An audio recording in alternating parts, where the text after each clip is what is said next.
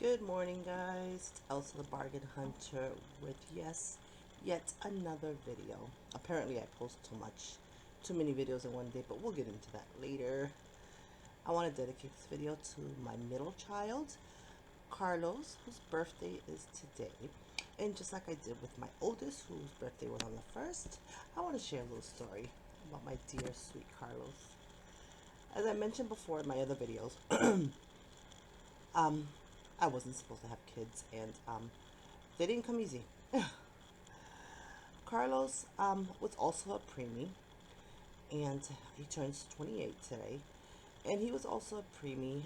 He was born at 3 pounds 9 ounces, and Carlos has had a struggle at the beginning of his birth, and I mean, he's 100% and more better today, but he's had struggles due to his early birth. As I mentioned, my oldest, when I went into labor, they had injected me with some steroids for his lungs to develop. Now, unfortunately, with Carlos, that wasn't possible.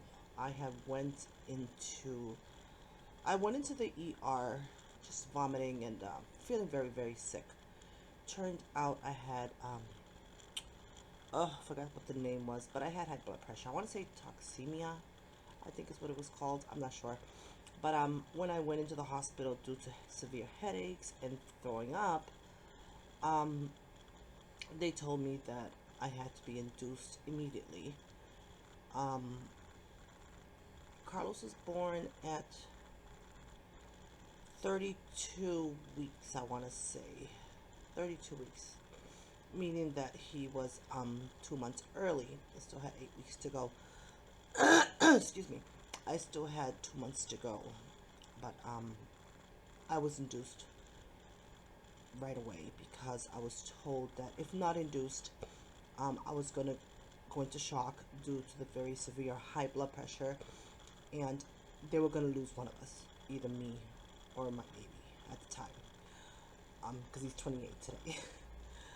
So they had to do an emergency delivery. I couldn't even push him out because I was sick.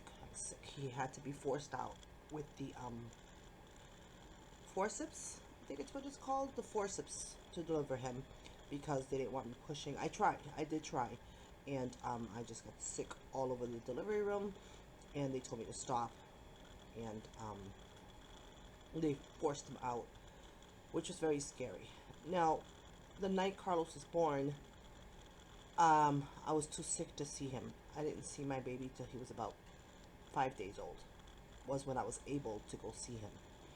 In the meantime, as I'm upstairs and he's downstairs in the NICU, a priest comes in. I want to say maybe 2 days, 48 hours after delivering, a priest comes in from the hospital, chaplain or priest, I want to say chaplain, to ask if it was okay to baptize Carlos because my son's life wasn't guaranteed. So, excuse me. Sorry, guys. To this day, I still get emotional from that night that he came to visit me. He came in to tell me that they wanted to baptize Carlos because Carlos was not, his life wasn't guaranteed. He was very ill. His lungs were very underdeveloped and his weight was very low. Um, I I usually don't do this. I'm not very religious, but I do believe. But I had to kick him out. I was so upset to hear him say that. That just upset me. And asked him to leave.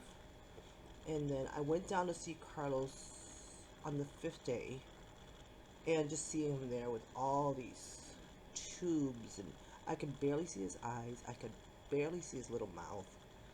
He was covered with tape and tubes and anything and everything that you can think of that they would do to keep him alive. But the worst was over. A month and a half later, he came home, and it was a struggle with him. Um, the asthma because of the underdeveloped lungs.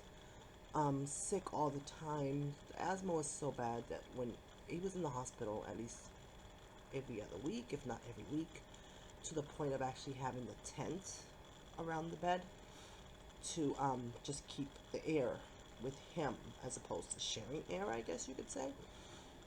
And growing up, you know, his asthma, having to go to kindergarten, preschool, kindergarten, with his asthma machine in order to give him treatments. Um, but he's amazing. During high school, middle school, he's a very avid public speaker. He loves the public. He loves to speak. He's worked for a group. I'm not even sure if it's still around. It was called Teen Empowerment, and that was a group that would dedicate themselves. A bunch of teenagers would dedicate themselves to help other teenagers and speak publicly. He's been in plays. He's done a lot of public speaking. He's a very he's very intelligent. He's one of my three kids, the first one to get. Because like I told you, Carlos said no. Victor, my oldest, said no college for him, but Carlos went full force with a 4-year scholarship, full scholarship.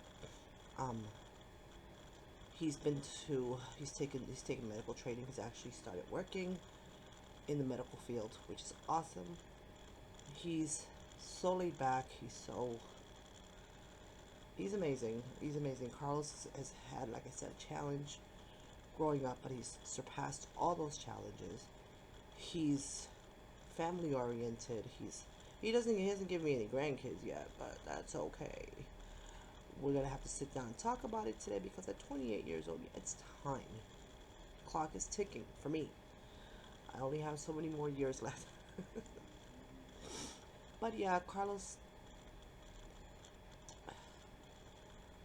the fact that so today's my I have a pair of twin sisters whose birthdays are today too, and he actually shares his birthday with his two aunts and his dad.